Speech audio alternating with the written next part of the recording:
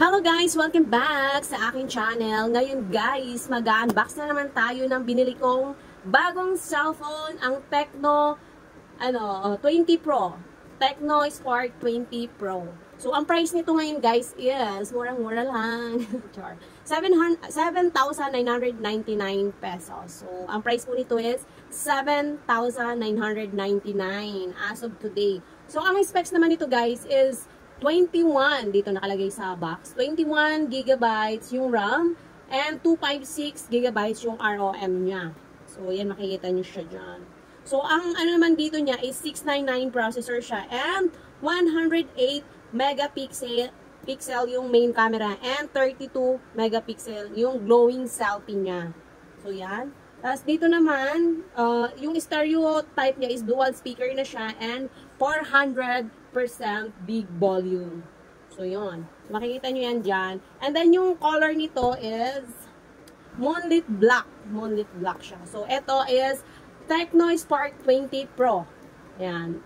Ulitin ko. 20 Pro. Spark siya. So, bubuksan na natin siya ngayon. Medyo, in-unbox na siya kanina. Dinemo na siya kanina dun sa store na binilhan ko. So, kung naghahanap kayo ng budget-friendly na cellphone na pang-gaming, itry nyo tong Tecno Spark 20 Pro. Sa halagang 7,999 pesos only. Ayan. So, yan. Makikita nyo sa box. Nandito. Ang kanyang cellphone. Nakaano pa siya. Ayan. Tanggalin natin kasi sobra akong na-amaze dito. Yung camera niya, guys, yan. Kita nyo, ha. Kita nyo yung camera niya. Ganyan siya kaganda, oh. Para daw siyang, anong tawag dito? Apple. Apple na, yung likod niya. Para siyang apple. Ayan. Made in China. Yung dito, yung megapixel niya is 108 talaga. Naka-engrave siya. Megapixel. So, naka-open na siya. Later natin siyang buksan. At ipakita muna natin ang laman ng box. So, yan. Ang laman ng box is may kasama na siyang jelly case. Yan, jelly case. Siyempre, hindi mawawala itong kanyang, ano ba to? Manual. May manual. Manual and warranty card.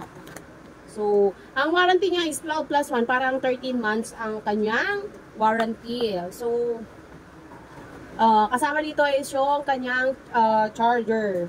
Siyempre. At saka yung injection pin niya, yan. Injection pin. And then Type-C na rin kanyang cord. So, charger and cord lang. And then injection pin. So, yun lang ang kasama ng kanyang box. Wala po siyang free na masyado. Actually, may free siyang binigay yung store. Nagbigay siya ng Smart SIM. So, yun lang ang free niya. So, next time sana, dami-damihan niya. Char. So, yan ang pinaka-physical, dito na tayo sa phone, ha. Yan. So, yung pinaka-physical niya dito, ganyan siya kanipis. Tingnan nyo. So, dito sa taas, wala masyado. Speaker lang talaga, hindi katulad dati. Nandito yung speaker. And then, sa left side naman, dito yung slot ng SIM card. Dito naman sa right side, yung power button, volume down, volume up. Ito. And then, sa baba, dito yung kanyang headphone, dito yung headphone, charging, and speaker. Yan lang. Yung camera naman niya dito is nasa harap pa. Tapos ang naman ito, ang pag-shut, pag-off. Ang pag-off nito guys, yung ordinary lang, nyo lang yung power button. Ayan. I-press nyo lang yung power button kasi before kasi yan. Power off and restart yung nakalagay. Pag pinindot nyo to, yan ang lalabas. Power off or restart. So, hindi natin So, yun lang guys. And then, ang kanyang camera. Ganyan siya kaganda yung camera niya.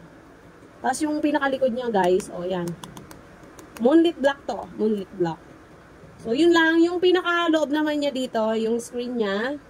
Yung naka-install na dito is may Facebook, TikTok, Shopee, and Spotify.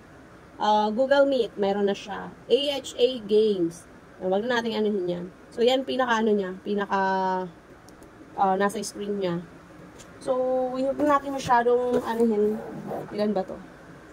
Moonlit Black. Yan. So, tingnan natin sa kanyang settings. Para double check natin kung tama yung nakalagay dun sa box. So, sa settings, dun natin makikita kung ano-ano yung mga nakalagay doon. So, High OS, version 13.5.0 yung Android niya. Tecno Spark 20 Pro. Ayan. Android version 13 pa lang siya. 13. And then, ang front camera niya, katulad kanina, is 32 megapixel. And 108 megapixel yung triple camera niya. And then, ang RAM niya is 12 plus 6, expandable hanggang 9 gig. So, dito natin i-ano yung hanggang 9. Kailangan pa palang i-reset yun. Pag ni-reset mo siya, para i-set sa 12 plus 9 is 21, right? Darling? Yan, 21, tama. So, sinet na siya natin ng 12 plus 9. So, pag sinet nyo yun, magre-restart yung phone. So, ni-restart natin. Yun lang. Yun ang pinaka-ano nito is, mataas siya, mura, affordable. Sa mga naghahanap dyan ng phone, gaming phone, try this. At saka, camera phone na rin siya. Kasi mataas yung megapixel niya is 108.